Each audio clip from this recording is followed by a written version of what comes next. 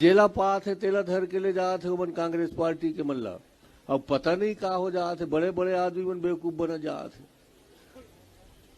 हमन बड़े बड़े आदमी मतलब बेवकूफ बने देखे हन।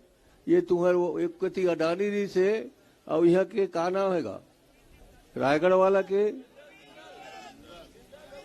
रमेश जिंदल पूरा रायगढ़ ल लूट लीस, तमनार ल लूट लीस, खदान ल लूट लीस, पूरा आगू के जेत का खदान है तेला खरीदारी हमर ऐसी तैसी करे है छत्तीसगढ़ी हमन के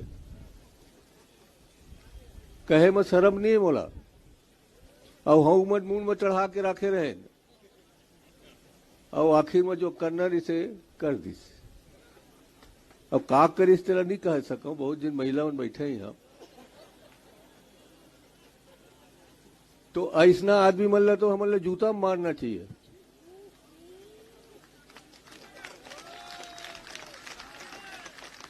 भूपेश भाई अगले बार मुख्यमंत्री बनबेता तोर बगा दूसर बनीता कहूं बनाता ये जे मन गए है ते मतलब लेना नहीं है, न मन से पैसा से मतलब है, न मन के कौड़ी से मतलब है।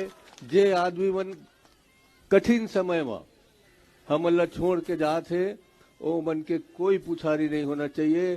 ता ये हमन वोट देबो तुम्हारे कांग्रेस में।